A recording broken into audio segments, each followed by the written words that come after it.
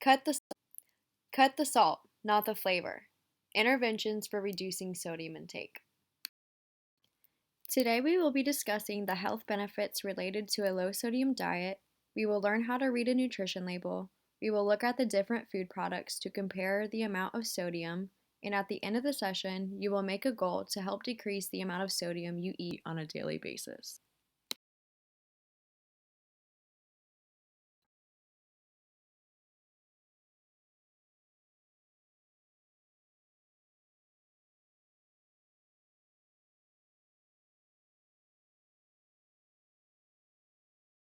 Many Americans don't know that unseen salt drives up their blood pressure, increasing the risk of heart disease and stroke.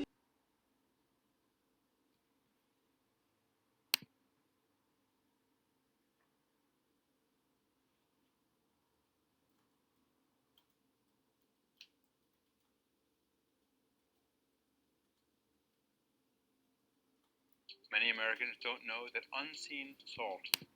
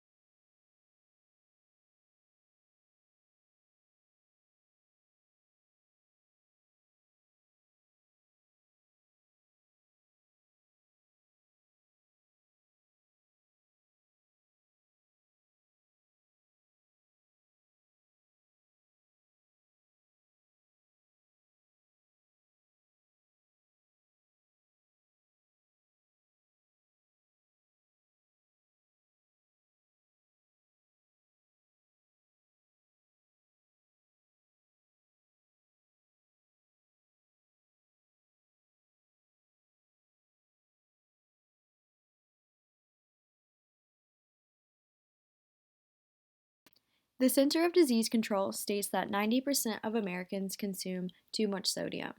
This means that 9 out of every 10 people consume too much sodium. But why should you care about how much sodium you eat on a daily basis? Why is a low sodium diet beneficial to your health? A high sodium intake is associated with increased risk for heart disease. Eating a lot of sodium can increase your blood pressure and increase the risk of damaging arteries and stopping proper blood flow. When we eat a low sodium diet, we help keep our blood pressure in a healthy range and reduce our risk for heart disease. How do we know what food is low in sodium?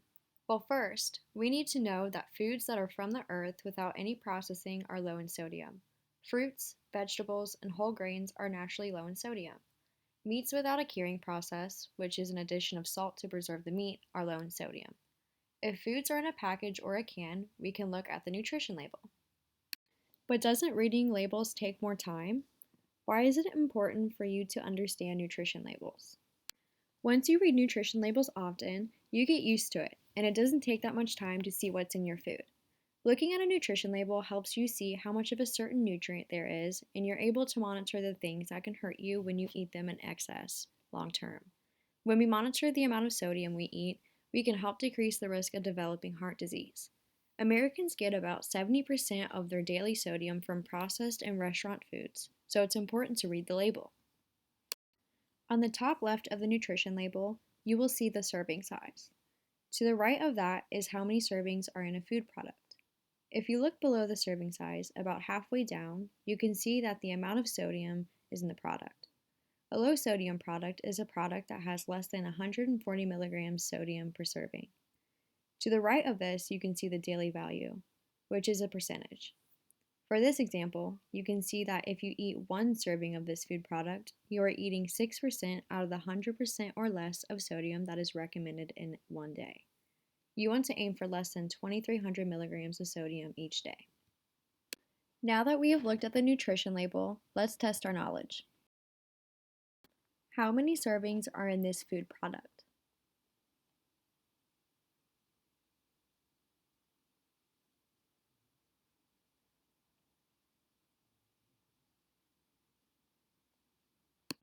There are 4 servings. How much sodium is in 2 servings of this food product?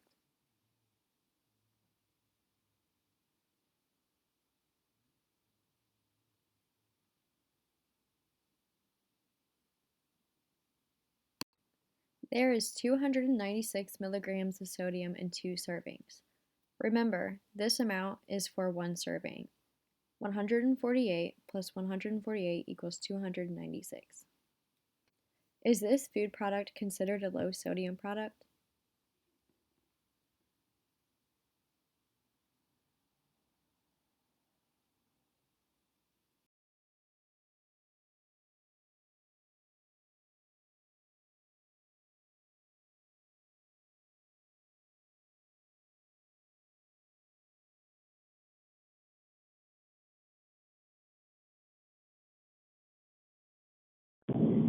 All right, so we are on number 3 now, and we are talking about high sodium. So in this little lesson, we're going to see if you can recognize what foods contain high sodium. So the first thing that we're going to talk about is some common high sodium foods. So when you think of high sodium, these are the foods that you probably do think about. So the first one is cured meat. So this means, your smoked ham. If you had Thanksgiving and you had ham that was smoked, that's a cured meat. If you have beef jerky, if you're at the deli and you want some smoked turkey, same thing. So those are cured meats. The next is frozen pizzas, and that's just because, think about it, they have to be good for months on end. So they put a lot of sodium in there to preserve it. Same with canned soup, because you technically have not fruits, but vegetables and meats and pasta in there, and you don't want it to go bad. Salted nuts. Obviously, you can get nuts that are not salted, but salted nuts have a lot of sodium in there because they just taste good. Canned beans is another one. Again, it's just about preserving what food is inside of the can. And then we also have canned vegetables, again, with trying to preserve what's inside. In this section, we're going to talk about how to choose the right food, and by right food, I mean less sodium options. So Sam went over how to read a food label, and so now we're going to determine how much sodium is in one serving of food. So really quickly, we are going to test how well your sodium gauge is. So I'm going to give you a few options, and you're going to tell me, or I guess think in your head, what you think has the most sodium. First, we have a can of sauerkraut versus Lay's potato chips. Now we have creamy peanut butter versus strawberry jelly. And finally, we have some beef jerky versus some smoked ham. When it comes to being able to determine how much sodium is in your food, you have to make sure that you are actually looking at the food label and doing all the right calculations. So a lot of times it will seem like an item has low sodium because a food company will purposely reduce the serving size so that the nutrition label looks better. This is to make it seem like the food item itself has less calories, or less sodium, or less carbs, or less fat. But you have to really make sure that you're doing all of the right calculations to determine if that food item is actually healthy or not. So when it comes to canned soup, for example, whenever you turn the nutrition label over, you'll be able to see all of the carbs, fats, proteins, sodium, added sugars, all that. But most of the time with canned soups, it only gives you 1 cup serving, and most canned soups have 2 to 3 to 4 cups of that serving. So in that case, you would have to multiply everything on your nutrition label times 2 or times 3 or times 4 to get an accurate amount of what you're actually putting into your body. So when it comes to especially canned soups, it might say it only has 500 milligrams of sodium, but there are 3 serving sizes in the can, and of course you're going to eat the whole can. So actually, you have 1,500 milligrams of sodium that you are consuming for, say, your lunch. So I'm kind of going over what I just said in real life here, so you can kind of take a look at a real nutrition label and see exactly what I mean.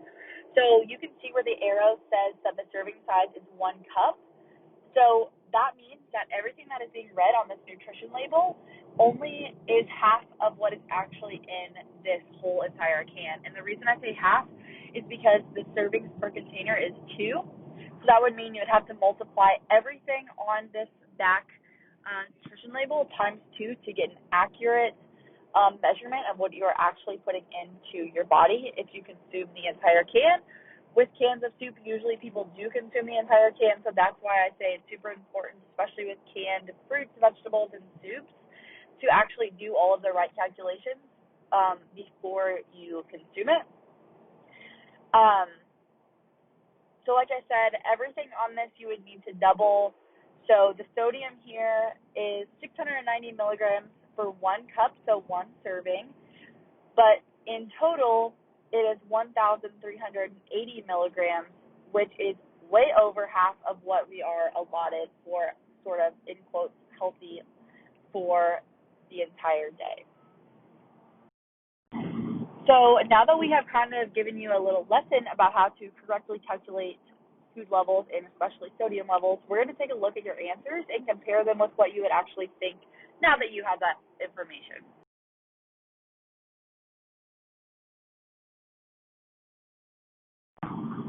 So this first one, sauerkraut versus potato chips, kind of has a lot going on. When somebody thinks of potato chips, they probably think, ooh, salty, which is right because potato chips have a lot of sodium and a lot of salt in there. But if we're comparing it with sauerkraut, if we take a look at the nutrition label, we can clearly see that in only 2 tablespoons of sauerkraut, you get 220 milligrams of sodium per 2 tablespoons. Now, keep in mind that there's about 30 of these per can, and so normally if you would eat sauerkraut, you would probably have about half a can, maybe even the whole can. So you need to multiply that times 15 to 20 when it comes to your sodium calculations. Now, if you just look over at the potato chips and you see it's for 1 ounce, you'll see it's 160 milligrams of sodium, but there's only 8 servings.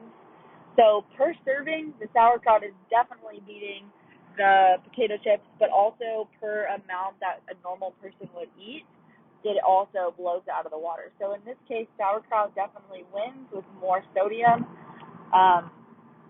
So next time you're eating sauerkraut, just take a look at how much sodium is in the back and maybe get a reduced sodium version.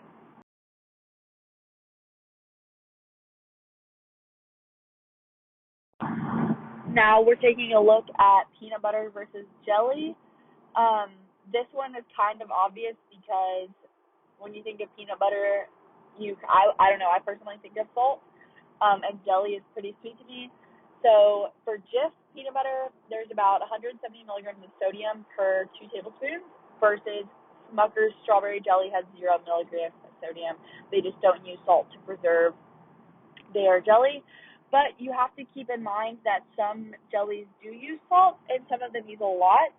So next time you're in the store and you're trying to figure out what jelly you want to get, just make sure you turn it over and double check there's 0 milligrams of sodium added to your jelly.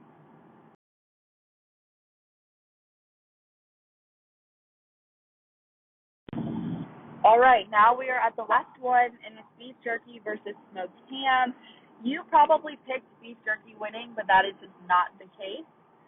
A serving of beef jerky has 290 milligrams of sodium, which is a lot, but 1 serving of smoked ham has 310 milligrams, and you're more likely going to be consuming more smoked ham than you are beef jerky just because there's not a lot even in a package.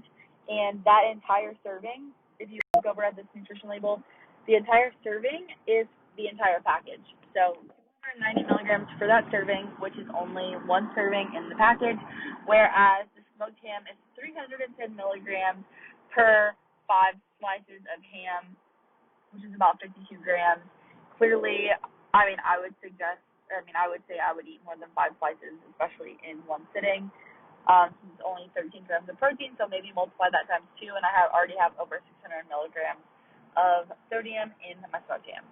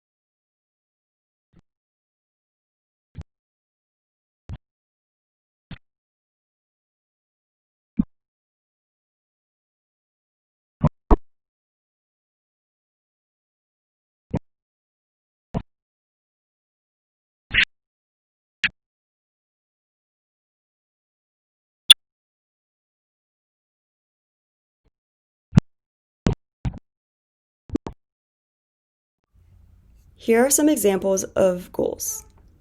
I will check the nutrition label when choosing foods. I will make lower sodium swaps when I can. I will not add extra salt to my food. When coming up with goals, you should ask yourself these questions. Can I commit to this? Is this realistic for me? And on a scale of 1 to 10, how confident am I that I can accomplish this? Now it's your turn to set a goal for reducing sodium intake. Brainstorm some ideas and write down your goal or goals so you will remember them. Think about how confident you are in reaching this goal and write down your confidence on a scale of 1 to 10. 10 being most confident. Now think about the confidence level for this goal. If it was low, why do you think that is?